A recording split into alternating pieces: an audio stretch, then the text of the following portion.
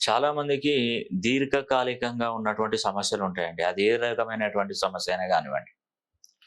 అది కోర్టు కేసులే గానీ, పితృశాపాలే గానీ, బాలారిష్ట దోషాలే గానీ, ఏదైనా గానివ్వండి. మనకొక మంచి అద్భుతమైనటువంటి అవకాశం ఏంటంటే, మే 1 తారీఖున నర్మదా నది పుష్కరాలైతే మొదలవుతున్నాయి.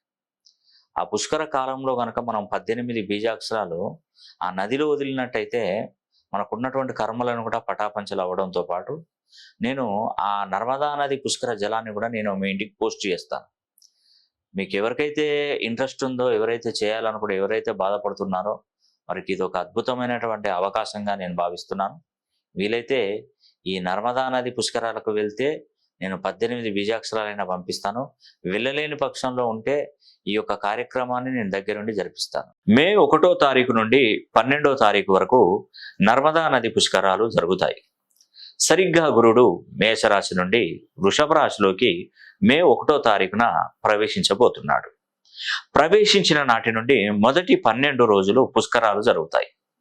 వృషభ రాశిలోకి గురువుడు ప్రవేశించాడు కాబట్టి నర్మదా నది పుష్కరాలు ప్రారంభమవుతాయి. నర్మదా నది తీరమునే ప్రముఖ జ్యోతిర్లింగ క్షేత్రమైన ఓంకారేశ్వర జ్యోతిర్లింగ క్షేత్రం ఉంది. పుష్కరాలలో బీజాక్షరాలు నిమజ్జనం చేసిన వారికి కలిగేటువంటి ప్రయోజనాలు.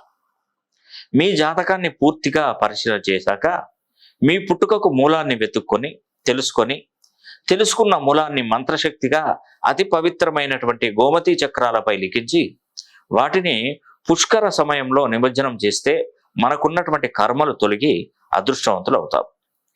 అదేవిధంగా పితృశాపాలు తొలగిపోతాయి. పితృకర్మలు, పితృశాపాలు, కాలసర్పదోష, కుజదోష నివారణ, శిశు హత్యా పాతకం, చెడు దృష్టి నుండి విముక్తి, చేసినటువంటి పాపాలకు ప్రక్షాళన జరిగి లక్ష్మీదేవి అనుగ్రహం కలుగుతుంది. ఈ పుష్కరాలు మధ్యప్రదేశ్లో గల నర్మదా నది తీరంలో వెలిసిన ఓంకారేశ్వర జ్యోతిర్లింగ క్షేత్రం నుండి మొదలవుతాయి. పుష్కరాలకు వెళ్ళలేని వారు మాకు తెలియపరచండి.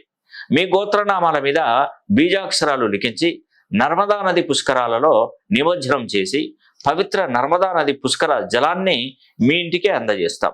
ఈ అవకాశాన్ని ప్రతి ఒక్కరు సద్వినియోగం చేసుకొని మరి వివరాలకై మా ఆఫీసు నెంబర్లకు సంప్రదించండి.